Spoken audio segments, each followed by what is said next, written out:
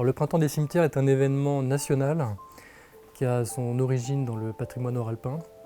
L'idée, c'est de créer un événement autour du patrimoine funéraire pour mettre en avant les cimetières, et sous toutes ses formes, patrimoine, histoire, mais également biodiversité.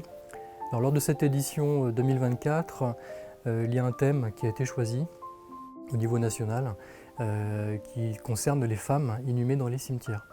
C'est-à-dire que l'objectif, c'est de mettre en avant toutes les femmes, célèbres ou moins célèbres, mais qui ont marqué l'histoire d'une certaine façon et qui méritent qu'on leur rende hommage à travers des visites guidées, du chant, de la danse, etc. Alors, les temps forts de cette édition seront immanquablement l'animation proposée par le Conservatoire du 20e arrondissement, avec lequel c'est la deuxième année que l'on collabore, puisqu'on a beaucoup de musiciens, de chanteurs, aussi inhumés au cimetière du Père-Lachaise, et je pense que le Conservatoire a vocation à leur rendre hommage.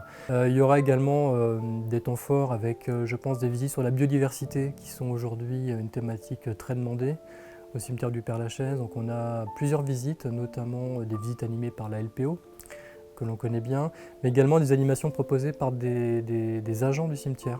On a la responsable des jardiniers et un jardinier qui travaille au Père-Lachaise depuis presque 40 ans, qui vont proposer une animation sur la botanique au Père-Lachaise. Et ça aussi sont des animations attendues, puisqu'il y a vraiment ce besoin de se reconnecter avec la nature aujourd'hui, on le voit depuis le confinement. Et le Père-Lachaise offre cette possibilité à de nombreux Parisiens et qui sont en quête d'informations sur cette thématique tout simplement. Alors, le Père-Lachaise, c'est un lieu où je travaille, mais également où je vis, puisque au titre de mes fonctions, je bénéficie d'un logement sur place. Et c'est un cadre de travail particulièrement appréciable, c'est 4000 arbres, 43 hectares en plein Paris, du silence, une atmosphère très particulière et pas du tout déprimante, contrairement à ce qu'on peut penser. Pour moi, c'est un vrai plaisir de travailler dans ce lieu unique. Alors, je ne suis pas seul à gérer le cimetière du Père-Lachaise. C'est une petite entreprise où il y a plus de 80 personnes qui travaillent chaque jour dans différents corps de métier. Ça, c'est une richesse. Il y a plusieurs corps de métier qui se côtoient. Donc, il y a les gardes, qui sont les agents d'accueil et de surveillance que vous voyez à l'entrée du cimetière, qui surveillent également toutes les opérations funéraires. Vous avez les cantonniers qui sont chargés de l'entretien, ramassage des poubelles, mais également tonte, débroussaillage, ramassage des feuilles. Et donc ça, c'est une grosse charge de travail au Père-Lachaise. Les jardiniers, qui eux vont fleurir, tailler, planter, qui vont embellir le lieu sur les endroits emblématiques du cimetière. Vous avez les fossoyeurs, un métier méconnu, objet de fantasme, assez dur physiquement, mais les fossoyeurs sont une équipe importante puisque ce sont eux qui permettent de reprendre des vieilles tombes à l'abandon notamment et de faire en sorte que le Père-Lachaise reste un cimetière en activité, donc c'est un rôle très important. Et vous avez enfin toute la partie administrative. On ne se rend pas compte, mais pour chaque tombe, il y a un dossier administratif et des registres, donc ça fait un volume d'archives très important.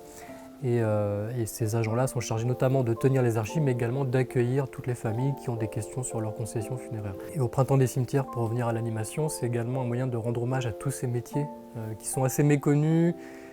C'est pas facile de dire qu'on travaille dans un cimetière. Souvent, ça renvoie à des peurs. Alors ce sont des passionnés, ce sont des agents qui adorent leur travail, qui veulent rendre le meilleur service public aux usagers.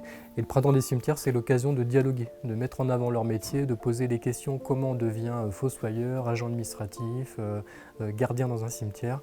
Ça a peut-être suscité des vocations, mais en tout cas c'est de mieux faire connaître leurs métiers qui sont des métiers de l'ombre, mais essentiels.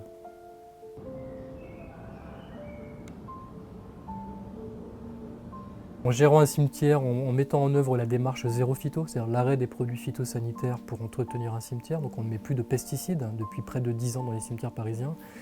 Moi j'ai pu observer en tant que conservateur la faune et la flore réinvestir les lieux de façon assez spectaculaire.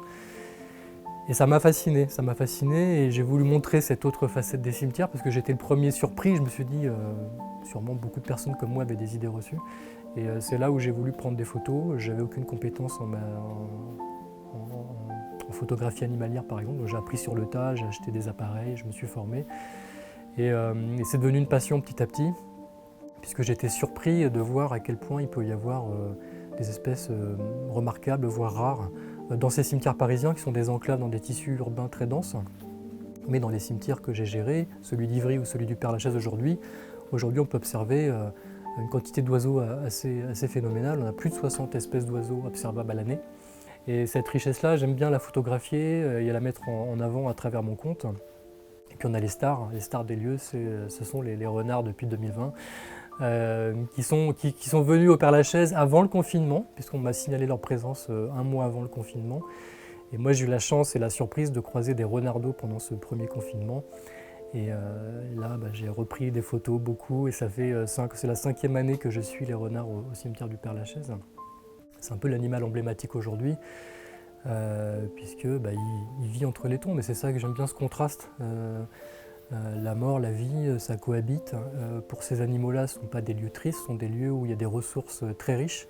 C'est de plus en plus un intérêt des usagers, des Parisiens pour cette thématique-là.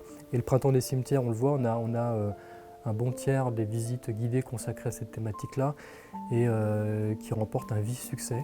Donc je suis content que les cimetières aujourd'hui soient aussi vus comme des lieux où la vie peut s'épanouir. Et le retour que j'ai moi depuis plusieurs années, c'est que les familles endeuillées, ça leur apporte beaucoup d'apaisement, de savoir qu'il y a cette vie entre les tombes à côté de leurs proches. Et je trouve que ça, c'est le plus bel hommage que ces animaux puissent rendre au cimetière, c'est d'aider les usagers en deuil à surmonter cette épreuve. Et c'est très fréquent aujourd'hui que des familles qui viennent pour des questions très funéraires me demandent des nouvelles des petits renards. Et on voit qu'il y a un sourire sur le visage qui apparaît, et ça fait plaisir.